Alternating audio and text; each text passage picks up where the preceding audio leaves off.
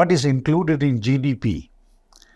It counts all the output generated within the borders of a country. GDP is composed of goods and services produced for sale in the market and includes some non-market production, such as defense or education services provided by the government. Note, included are goods and services produced for sale in the market and included are spending in defense or education services. This implies better technology is superior, the quality of goods and services, more competitive they become, leading to higher sales and consequent rise in GDP. India's GDP in 16th century was about 30% of the world. By the time British left India in 1947, India's GDP dropped to 2% of the world. Report claims India's current GDP, which is 3.2 trillion US dollar, which is 6% of the world, will double by 2031. Let's listen to the excerpt. Money talks. The louder it talks, the more people listen. This is true for individuals, companies, and countries. Bigger economy equals more influence, which is why we are obsessed with GDP. That's gross domestic product. It's a sum total of everything we produce in a country. The US tops this list. Their GDP is around $26 trillion. China is second with 18 trillion. And India is at number 5 at $3.7 trillion. But maybe not for long. A new report by Standard & Poor's says India's GDP could double in the next 7 years. By 2031, it could be $6.7 trillion. How can we achieve this? What are the challenges and what more should be done? To achieve this, we need consistently high growth rate. How much? Around 6.7% every year. That's the growth rate we need. If we grow at this rate for 7 years, we will hit $6.7 trillion. On paper, this is achievable. India's growth rate in the last fiscal was 7.2%. And this year? Well, this year things could be a little more difficult. The same report is projecting India's growth at 6% this year, which is quite good if you look at the rest of the world. But 6% is not as much as last year. And why is that? A, because the global economy is slowing down, and B, India's interest rates are higher now. The Reserve Bank of India kept increasing interest rates until April this year. These hikes have a delayed effect. You will see that effect in the current financial year. But coming back to the GDP report, what is the quality of this growth? Is it just the rich who are getting richer? Well, the per capita GDP right now is $2,600. By 2031, it is projected to hit $4,500. So basically double. And these numbers are good. What is driving them? According to this report, a couple of things. One is the investments from government and private sector. Second is the reform effect. India has implemented some key reforms in the last few years, like the Goods and Services Tax or GST. It's not a perfect system right now, but hopefully by 2031, all the issues will be ironed out. So we've talked about the desired growth rate. We've also mentioned the strengths. But what are the challenges? Well, this report mentions 3 of them. One is labor participation, just a fancy word for jobs, really. We need to put more and more people into the workforce. If not, we will have jobless growth. In 2008, India's unemployment was around 5.3%, and now it's 8%, around 8%. Now, this level is much less compared to the pandemic levels, but it's still too high. In the G7, for example, unemployment is 4%. Another labor issue is the participation of women. You can't grow without employing more women. It's like fighting with one hand tied behind your back. Unfortunately, India is doing just that. Only 29% of women between 15 and 59 years of age are working in India. Among men, this number is 80%. We need to improve this urgently. Challenge number 2 is private investment in manufacturing. All your factories and production houses. India's GDP is still dominated by the service sector, things like software, consulting, call centers. They make up more than 50% of it. And manufacturing, just about 25%. Now, economists say this is not enough because factories are the bedrock of any development plan. They create more jobs. There is more value addition. Plus, they support other sectors. So, India needs more factories. And finally, challenge number 3, competitiveness. Simply producing stuff is not enough. These products must be competitive. There is a reason why German cars are considered the gold standard, or Swiss watches. There is also a reason why people laugh at made in China. So you need both quality and quantity. How do you get that? By investing in human resources, by attracting more foreign investment and knowledge. Does India have the ingredients to overcome these roadblocks? Brokerage firm Morgan Stanley thinks so. They've upgraded India's outlook from equal weight to overweight.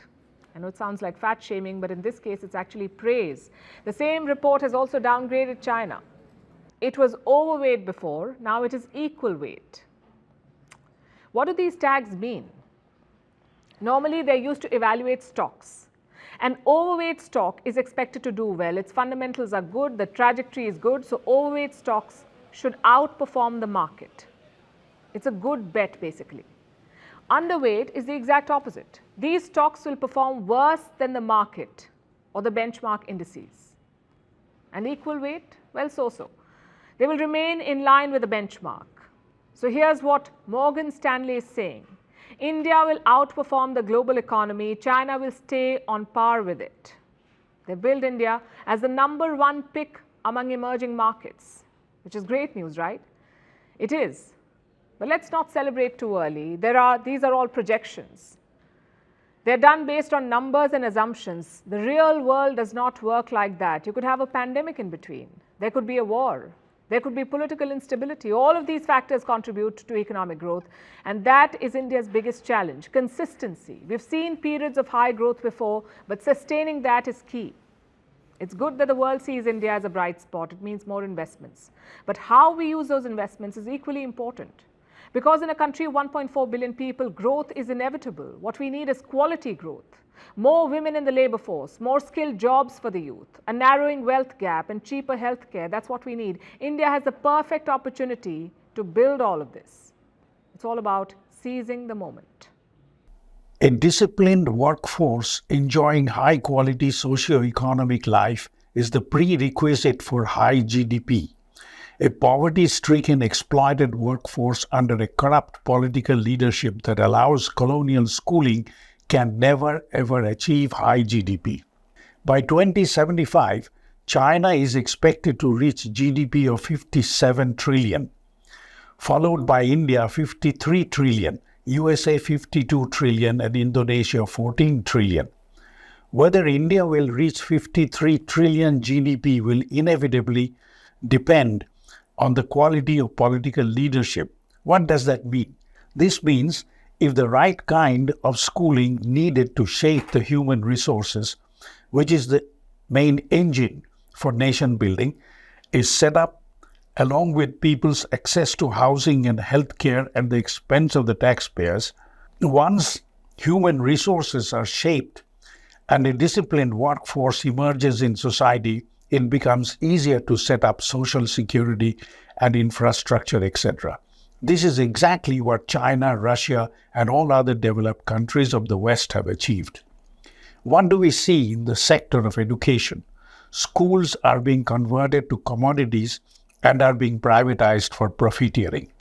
When we see school education that is more and more imitation of West and detached from indigenous language, literature, history, tradition, and culture, when we see school graduates are increasingly conditioned to migrate rather than integrate, when these features characterize schooling, that inevitably affects the quality of human resources, the main engine of nation building, and is incompatible with the demands of high GDP.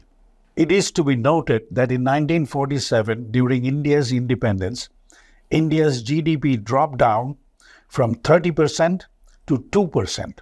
That was the consequence of planned and systematic deindustrialization, downright theft of natural resources, and massive colonial plunder. Despite the phenomenal increase in the volume of human resources, growth of GDP remains minimal. Why? Because of pathetic schooling, healthcare, and consequent degradation of human resources, poor quality political leadership dedicated more to protecting the interest of collective West and self-enrichment. Given this scenario, how likely it is for India to reach $52 trillion GDP by 2075, which is in the next half of a century?